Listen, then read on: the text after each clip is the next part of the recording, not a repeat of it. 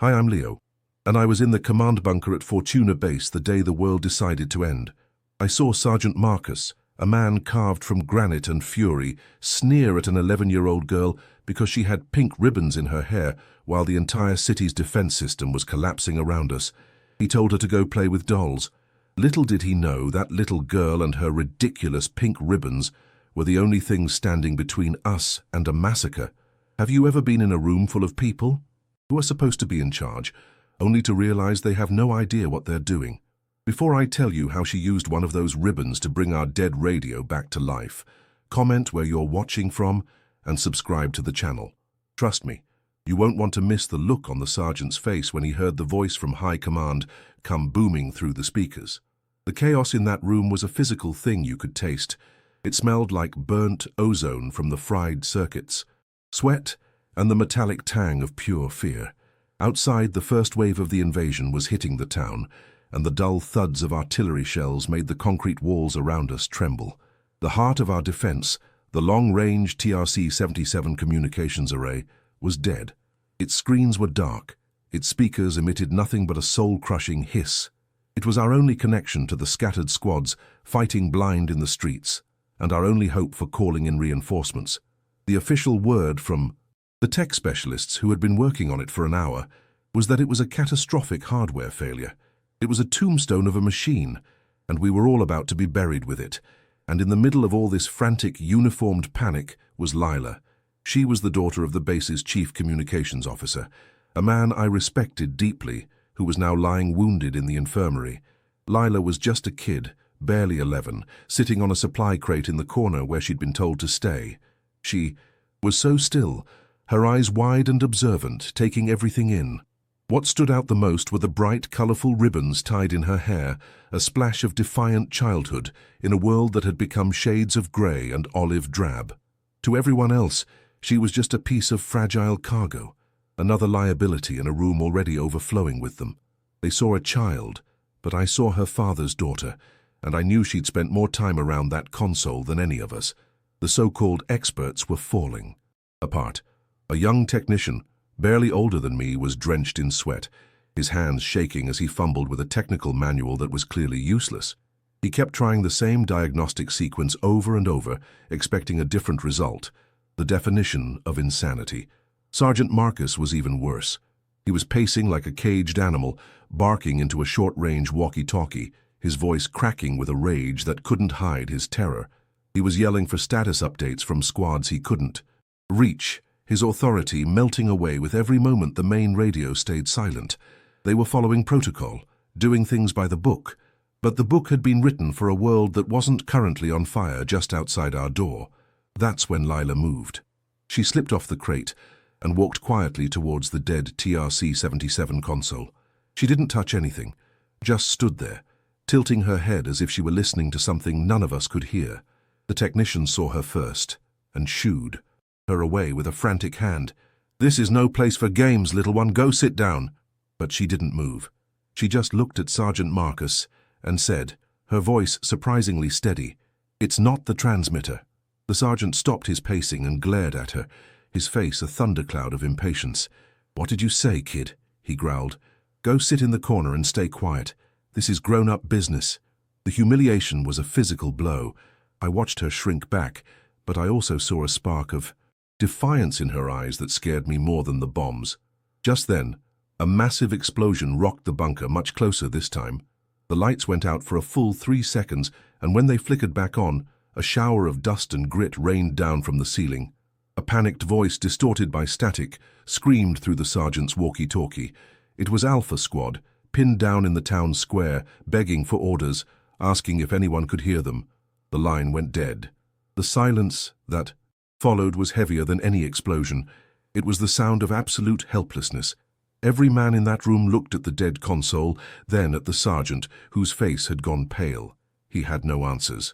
We were on our own, and in that suffocating silence, Lila took another step forward, her small hand reaching out towards the machine that held all of our lives in its dead circuits. Sergeant Marcus spun around, his face a mask of fury and desperation. He saw her small hand, inches from the control panel, and he moved faster than I thought possible. He didn't push her, but he grabbed her by the shoulder, his large hand completely engulfing it, and pulled her back. "What in God's name do you think you're doing?" he snarled, his voice a low, dangerous rumble that cut through the background hum of failing equipment. "I gave you an order, child. This isn't a playground. This is a war zone. Now get back to that crate and do not move again." The contempt in his voice was a weapon in itself, sharp and brutal. He treated her not just as a child, but as a contaminant, a distraction that was actively endangering them all. I felt a hot surge of anger on her behalf, watching her being manhandled like that. Lila didn't flinch or cry. She just stood there, her shoulder still in his grip, and looked up at him. Her expression wasn't one of fear, but of a profound, almost painful disappointment. It was the look of someone who holds the only key to a locked door while everyone else is trying to break it down with their heads. She pulled her arm free, not with a jerk, but with a slow, deliberate motion that seemed to carry more weight than his angry shove. Her eyes never left the dead console. It was as if she could see the life still flickering inside it, a ghost in the machine that only she could perceive. In that moment, the contrast was stark. The panicked, flailing authority of the adults versus the quiet, unshakable certainty of a little girl with pink ribbons in her hair. She knew something they didn't, and their refusal to listen was the real tragedy unfolding.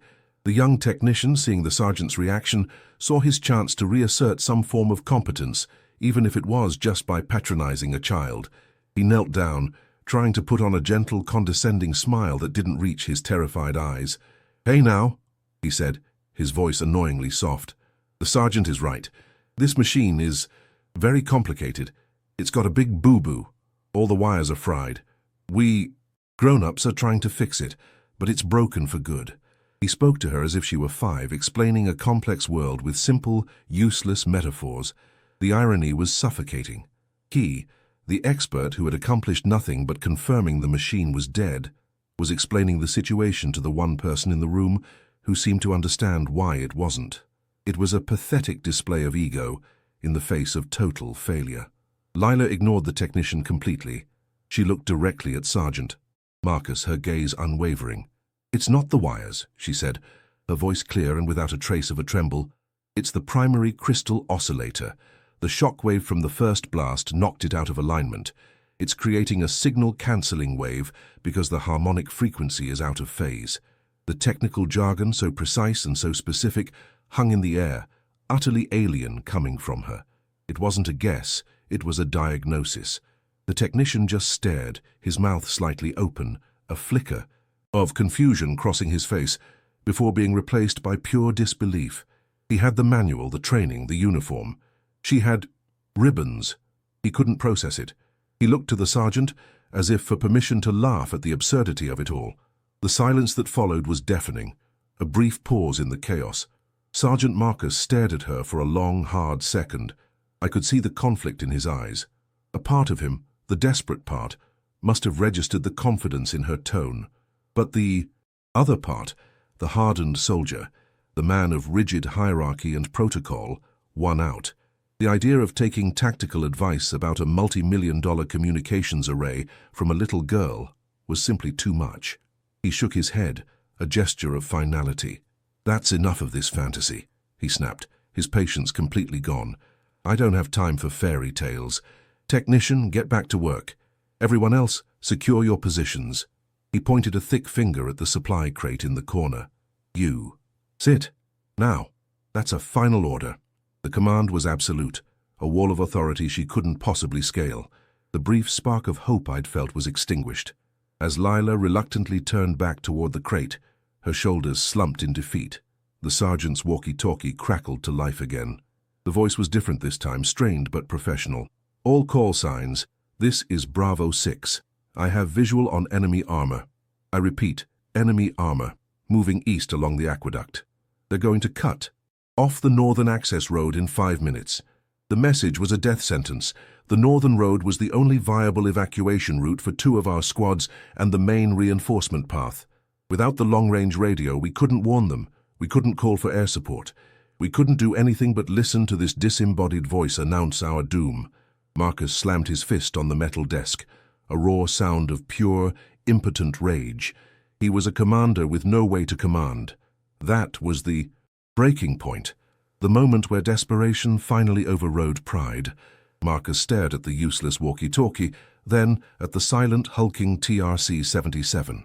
His gaze swept over the pale face of the technician, who was just staring blankly at his useless manual.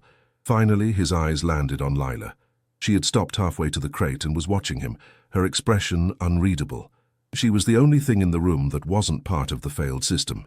She was the anomaly, the wild card he hadn't played. I saw the muscles in his jaw clench and unclench. He had nothing left to lose.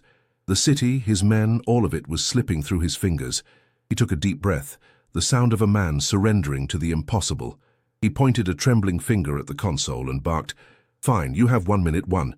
Then I'm pulling you out of there myself." Lila didn't even acknowledge the sergeant's reluctant permission. She just moved. The 1-minute countdown began in the collective, terrified mind of everyone in that room. She didn't go for the keyboard or the diagnostic port like the technician had. Instead, she walked to the side of the massive console, a place no one ever paid attention to, and placed her small hands flat against a metal plate. She closed her eyes. In the middle of a room shaking with distant explosions and crackling with panicked energy, she became an island of absolute stillness. The men just stared, some with pity, some with open scorn. The young technician let out a short, sharp laugh of disbelief before stifling it. To them, it looked like a child was trying to heal a machine with a hug, a final, pathetic act in a tragedy of errors.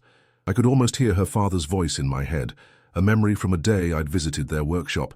He was showing me a complex radio and he'd told me, "You don't just look at it, Leo, you have to listen, feel it. Every machine hums its own song, and when it's in pain, the song changes." That's what she was doing. She wasn't praying. She was listening. Her brow furrowed in concentration, her head tilted slightly. She was feeling for that one discordant note in the symphony of the machine's low-power hum. The technician, unable to stand the silence, muttered to the man next to him, "This is insane. He's letting a kid play make-believe while we're about to be overrun." But his voice lacked conviction. He was just as lost as everyone else, and this strange, quiet ritual was the only new thing that had happened in an hour, 40 seconds. The silence was agonizing. Sergeant Marcus's face was a mask of regret. He had made a command decision based on a desperate whim, and now he was watching it play out as a farce. His men were going to die because he'd wasted a precious minute on a child's fantasy. I saw him take a step forward, his hand raising, his mouth opening to bark the order to pull her away. He was going to end it, to reassert control even if all was lost. It was better to go down following protocol than to be seen trusting a little girl with ribbons in her hair. The entire room tensed, expecting the inevitable explosion of his anger. He was about to snatch away our only impossible chance simply because it didn't fit into his world. Just as his fingers were about to close on her shoulder, Lila's eyes snapped open. They were blazing with a focus that was unnerving. She didn't look at Marcus. She looked right at the stunned technician. "I need a T5 screwdriver and a roll of electrical tape," she said. Her voice wasn't a request, it was an order. It was crisp, clear, and filled with an authority that cut through the panic like a scalpel. Marcus froze, his hand hovering in mid-air. The technician, completely wrong-footed by her tone, just blinked at her. "Now," she repeated, her voice rising with an urgency that finally broke his paralysis. He fumbled in his tool belt, his hands shaking as he pulled out the requested items. The dynamic in the room had fundamentally shifted. She was no longer a victim to be pitied. She was in command. The technician practically threw the tools at her. Lila caught them with a practiced ease that belied her age and went to work. She didn't hesitate, her movements economical and precise. She used the screwdriver to pop open a small, forgotten maintenance panel near the base of the console, one that wasn't even mentioned in the standard field manual. Inside was a dense cluster of wiring, and nestled in the center, a small, quartz-like component no bigger than a thumbnail. It was vibrating with a frantic, visible shudder. "There," she said, her voice low and steady, pointing with the tip of the screwdriver. The primary crystal oscillator. The shockwave from the blast knocked it out of alignment. The technician leaned in, his face inches from the opening, and his jaw went slack. He could see it now. A micro-vibration so fine it would never register on a diagnostic, but so violent it was throwing the entire system into chaos. 10 seconds, Marcus yelled, but his voice was different now. The anger was gone, replaced by a raw, disbelieving awe. The technician, still clinging to his training, shook his head. That's impossible to fix here. The housing is sealed. It needs to be recalibrated in a clean room at a depot facility. We can't... He was still reciting the rules from a book that no longer mattered. Lila wasn't listening. She took the roll of electrical tape, ready to wrap it around the housing to dampen the vibration, but then she stopped. She looked at the tape, then at the tiny, trembling crystal. I saw a flash of doubt cross her face for the first time. The tape was too stiff, too crude. It wouldn't provide the right kind of pressure. It would just muffle it, not correct it. The solution she had planned wasn't going to work. For a heart-stopping moment, I thought it was over. She had found the problem but had no tool to fix it. The hope that had just flared up in the room was about to be extinguished. Then her eyes darted up to her own hair. In a single fluid motion, she reached up and untied one of the bright pink silk ribbons. She discarded the useless electrical tape on the floor. The technician let out a choked sound, a mix of a gasp and a laugh. "What in God's name is she doing?" he whispered, his entire worldview crumbling before his eyes. Sergeant Marcus said nothing. He just stared, his face pale, his mouth slightly agape. The 1-minute deadline had long since passed, but time had ceased to matter. Every single person in that bunker was silent, their gaze fixed on the little girl and the ridiculous strip of pink fabric she was about to use to perform surgery on the heart of our defense. She wrapped the soft pink silk fabric around the base of the screwdriver, creating a small padded tool. It was a gesture so completely out of place that it felt like a scene from a dream. Here we were, in a concrete tomb, minutes away from being overrun, and the fate of the entire town was being pinned on a child's hair accessory. I watched her, and for the first time I didn't see a little girl. I saw her father, a man who once told me that the best tool is the one you have, not the one you wish you had. He would have been proud. He would have understood. The other men, however, saw only madness.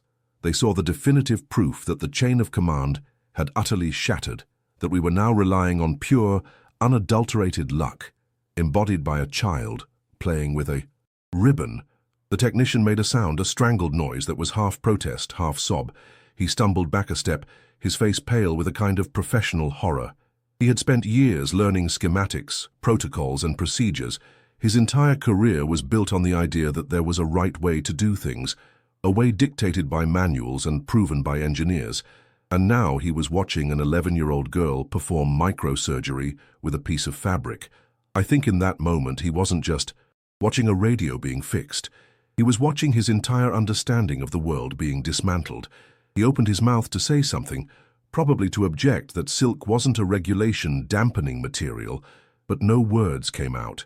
He just stared, his training and his reality locked in a battle he was clearly losing. Sergeant Marcus was a statue carved from disbelief. His hand, which had been raised to pull her away, hung limply at his side. The fury was gone. The desperation was gone. All that was left was a raw, vacant expression of a man who had stepped through a doorway into another dimension. He was a soldier trained for predictable threats, bullets, bombs, and tactical maneuvers. He was not trained for this. He was not trained for a little girl with an impossible knowledge and a solution that defied every rule of logic and war. He had given her 1 minute, and now an eternity seemed to be passing as he watched her work. He had surrendered his authority not just to her, but to the sheer, undeniable fact that he was completely and utterly out of his depth. The room was his, but the moment belonged to her. Lila worked with a terrifying calm. She carefully looped the pink ribbon around the trembling crystal housing, her small fingers moving with the confidence of a seasoned watchmaker. She used the tip of the T5 screwdriver not to tighten a screw, but to gently guide the silk into the narrow gap between the oscillator and its casing. It wasn't a random act. It was precise. She pulled the ribbon taut, not too tight to crush the delicate component, but just enough to apply a steady, even pressure. It was an act of pure intuition, a physical understanding of harmonics and vibration that no manual could ever teach. She was dampening the errant frequency, forcing the crystal back into alignment through a gentle, persistent persuasion rather than brute force. She wasn't just fixing a machine, she was calming it down. As she was about to secure the final loop, the world outside reminded us of its fury. A deafening explosion, much closer than any before, slammed into the base. The entire bunker bucked like a wounded animal, and the lights went out completely for a full 5 seconds, plunging us into absolute terrifying darkness, filled only by the ringing in our ears. When the emergency power kicked in with a groan, casting the room in a sickly red glow, a shower of concrete dust rained down from the ceiling. A long crack had appeared in the wall, behind the console. The message was clear: time had run out. Whatever she was doing, it had to work now. The enemy wasn't at the gates anymore. They were on the doorstep, and they were knocking the door down. The pressure in the room became a physical weight, crushing down on all of us. In the eerie red light, Lila didn't even flinch. The dust settled on her hair and shoulders, but her hands remained as steady as a surgeon's. She finished her work, tucking the end of the pink ribbon securely under the main loop, creating a tight, stable brace. She pulled her hands away, and we all stared at her creation. There it was, a bright pink ribbon, a defiant splash of color and life, wrapped snugly around the heart of a dead, grey war machine. It was the most absurd, illogical, and beautiful thing I had ever seen. It was a symbol of everything the men in that room had forgotten, that solutions don't always come from strength and steel, but sometimes from a place of quiet understanding, from a perspective that hasn't yet been hardened by rules and regulations. She took a deep breath, the first sign of emotion she had shown since she started, and turned her attention away from the internal components. Her gaze moved up the face of the console, past the dead screens and silent speakers, and settled on a single large black switch labeled Main Transmitter. It was the same switch the technician had flipped a dozen times to no effect.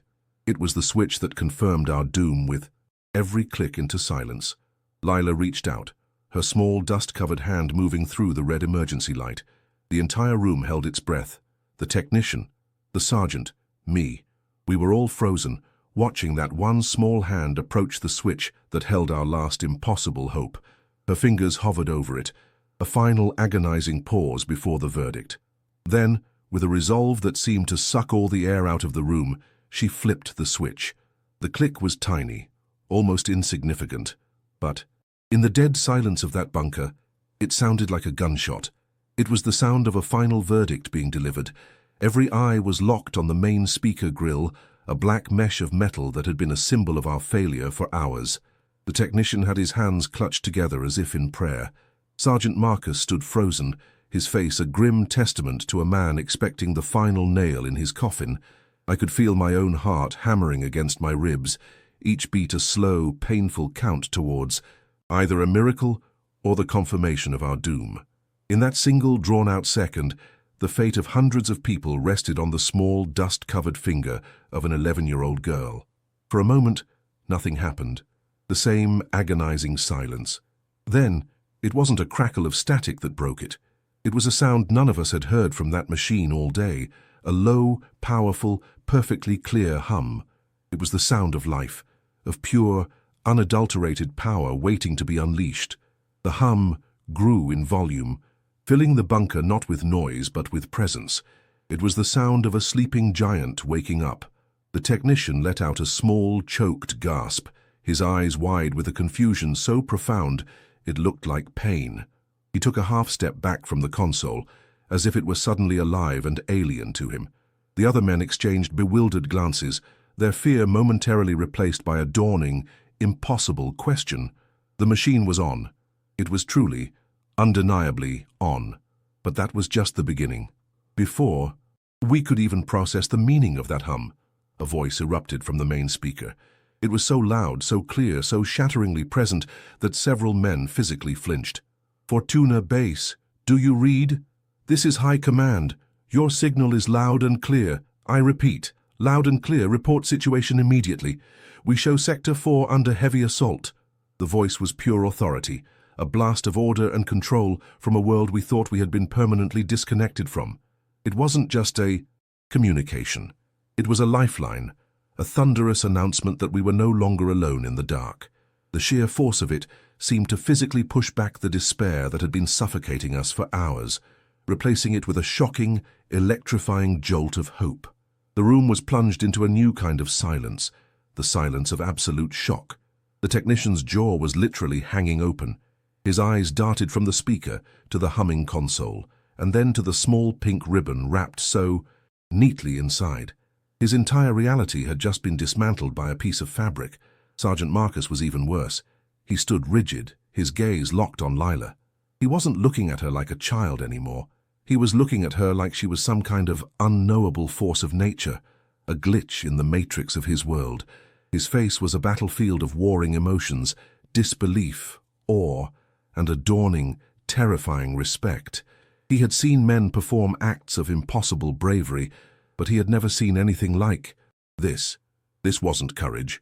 This was something else entirely, something his training had never prepared him for. In that moment of stunned paralysis, the entire military hierarchy of the room dissolved. The sergeant was no longer in command, the technician was no longer the expert, and the soldiers were no longer just following orders. We were all just witnesses. We were watching a fundamental law of our world being rewritten. The adults, with all their experience, their manuals, and their authority had failed, and a child with nothing but intuition and a hair accessory had succeeded. The pink ribbon nestled amongst the complex circuitry was no longer a symbol of innocence. It was a monument to the failure of our own rigid thinking. It was a bright, defiant testament to the fact that the most brilliant solutions often come from the places we are trained to look away from the people we are conditioned to ignore.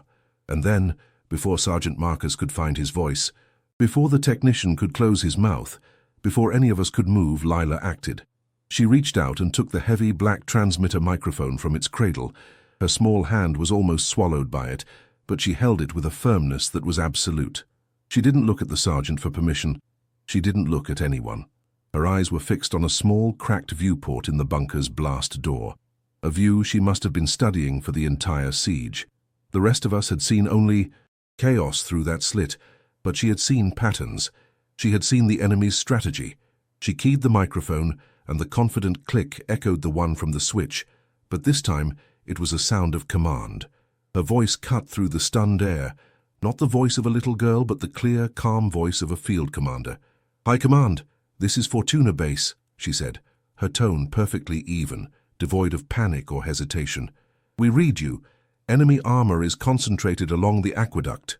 Grid. Reference 7-9er Delta. They are using it as a covered approach to flank our northern positions. Alpha and Bravo squads are pinned down in the town square, but they have a clear line of sight to the lead tank. I need you to relay fire mission coordinates for artillery." She wasn't just reporting, she was directing. She was coordinating the entire city's defense, translating the chaos she saw into a precise, actionable military strategy. The men in the room just stared, their weapons hanging, forgotten at their sides, listening to an 11-year-old girl save them all. The voice from High Command crackled back instantly, no longer questioning, but confirming. "Coordinates received, Fortuna. Fire mission is a go. Stand by." In the bunker, no one moved. Sergeant Marcus, his face a mask of stone, finally found his voice. He didn't speak to Lila. He turned to the other soldiers in the room, his voice a low, steady growl that carried a new kind of authority, one that was now secondary to hers. "You heard her. Get me a direct line to Alpha and Bravo. Tell them to confirm target and prepare for incoming fire. Now." The men, who had been frozen in disbelief, snapped into motion. They weren't just following an order from a sergeant anymore. They were acting as the hands and feet for the small, calm voice that had just become the brain of their entire operation. The hierarchy hadn't just been broken, it had been redrawn around an 11-year-old girl. For the next hour, Lila didn't move from that microphone. She became the calm center of a storm of controlled violence. We started to hear the change outside. The random, terrifying thuds of enemy shells were answered by the deep, reassuring roar of our own distant artillery, a sound we thought we'd never hear again. Each time a friendly shell landed, a cheer would go up in the bunker, but it was always quiet, almost reverent, as if no one wanted to break her concentration.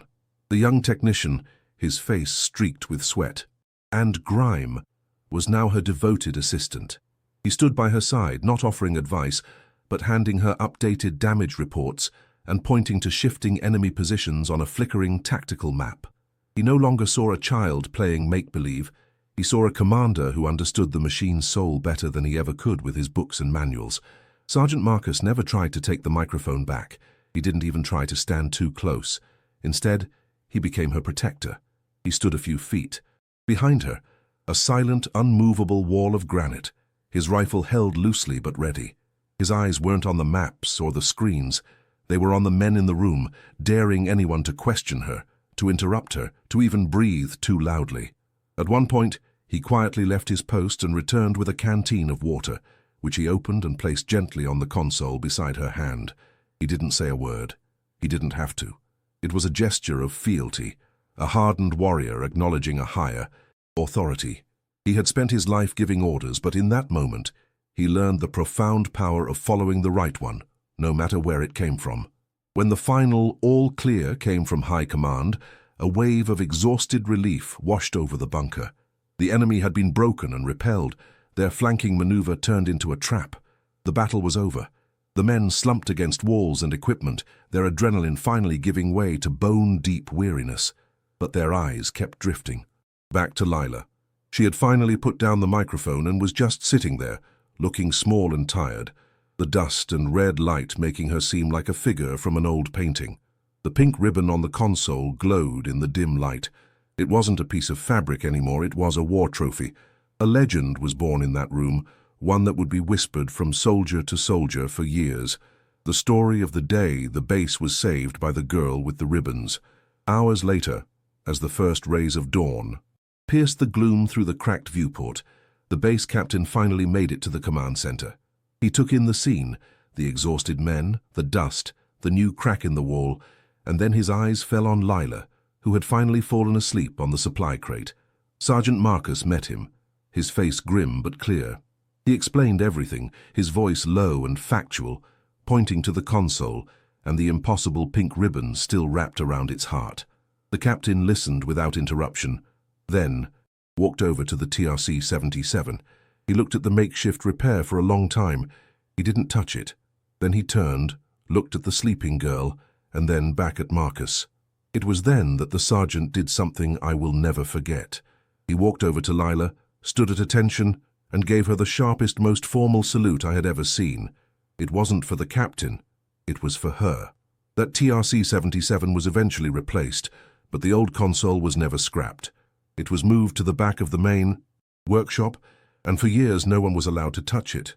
The pink ribbon stayed right where Lila had tied it, growing faded and dusty, a silent monument to the day we learned our most important lesson.